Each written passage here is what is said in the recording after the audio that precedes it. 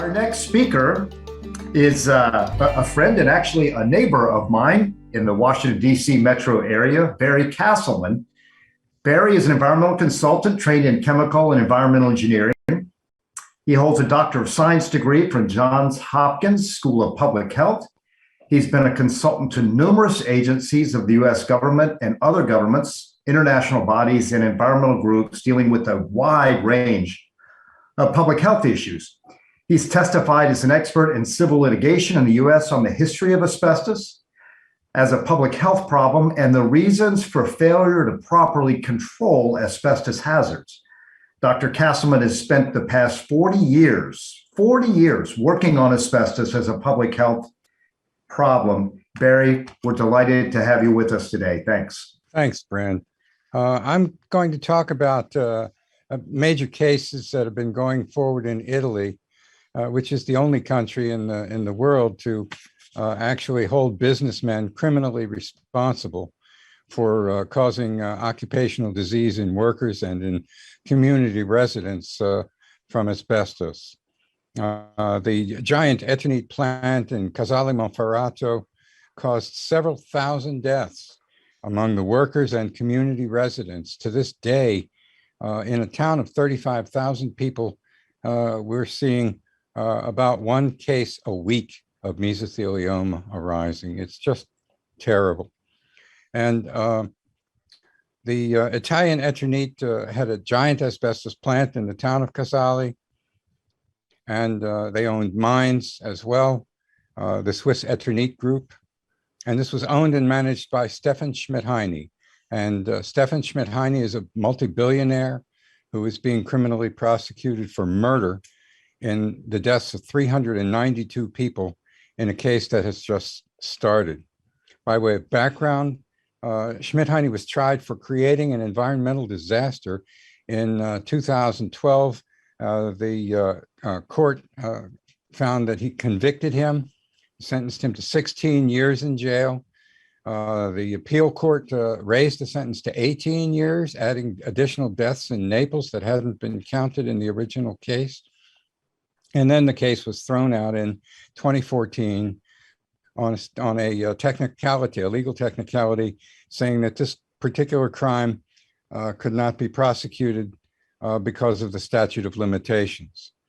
And at the same time, the 2014, earlier in the year, the legendary prosecutor, Raffaele Guariniello, filed murder charges against Schmidt-Heine. Schmidt-Heine is very well represented by lawyers. And by the time this bounced up and down through various courts in Italy, it was determined that there would be 4 trials for Mr. Schmidt-Heine of manslaughter and murder in the 4 regions of Italy where the deaths had occurred. He has been convicted in one of these trials that was held in Turin involving 2 deaths, and was sentenced to 4 years in jail. That was in 2019. That is now on appeal.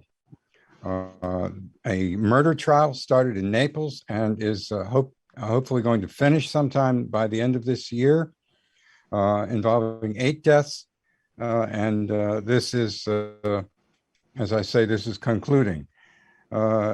And now the big trial, the Eternit 2 murder case, is now just started in the town of Novara for 392 deaths, including people in Casale who worked in the plant and who lived in the neighborhood of the plant.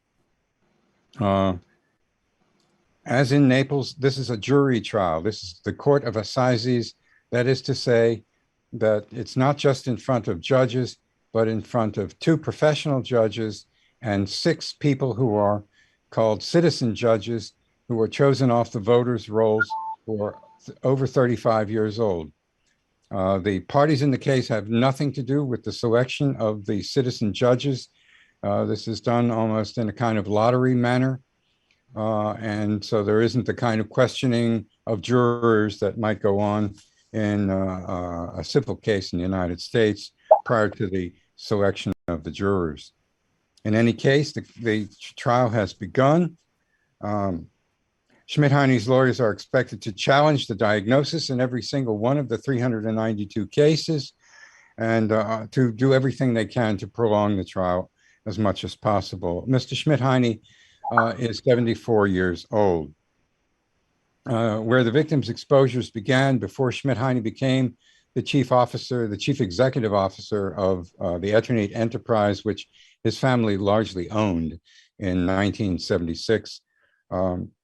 The Schmidt-Heine lawyers will argue that it was previous exposures that caused them to develop mesothelioma or other cancers from asbestos. Schmidt-Heine's lawyers will also create as much doubt and confusion as they can, arguing about causation in the individual cases and in every other way. The documents that have been seized from a public relations firm that the Eternate company, the Swiss Eternate company, had hired show that Schmidt-Heine organized conferences with his top managers in 1976 to train them. As soon as he becomes the CEO of the company, he holds two conferences. One of them's in Germany, one's in Switzerland. In Germany, he's training these managers to threaten unions and lie to the media and to the public about the dangers of asbestos because it was becoming a controversial issue. Up until then, the asbestos industry had an easy ride, but now they were being confronted with media interest, union concerns, insurance concerns, and so on. And so he needed to train his managers to respond to these things. And in one of these, Schmidt-Heine says at the end, according to the document, some of you were shocked about the dangers of asbestos. We have to make sure that doesn't happen with the workers. And the Court of Appeals in the first Eternate case said that by covering up the dangers of asbestos, Schmidt-Heine delayed the ban on asbestos in Italy by 10 years. In any case, the public relations firm followed a plan which they laid out in another memo to protect Schmidt-Heine from financial and personal liability. And they were very pleased with how well that had gone in 1992 when this document was written, 8 years after they started. So the Italian enterprise was still functioning before its bankruptcy in 1986.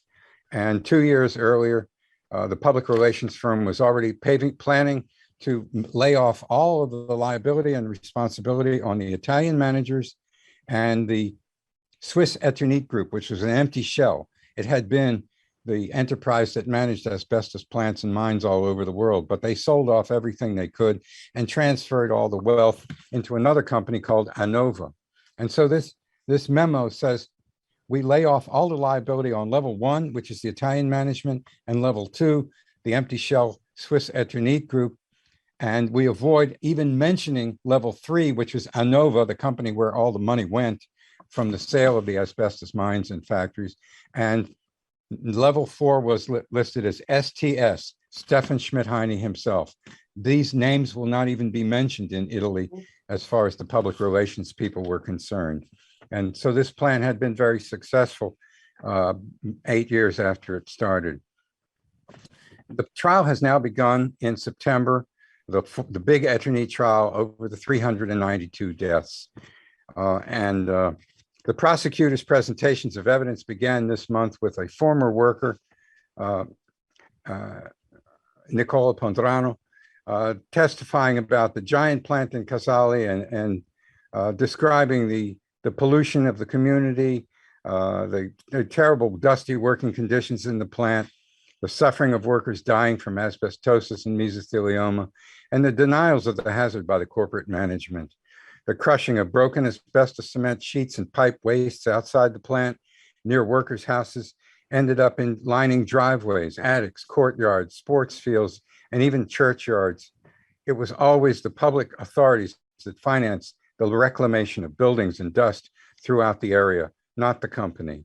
The company even lowered its payments to the government worker insurance agency, falsely claiming that there was no more asbestos used there 5 years before they closed down the plant.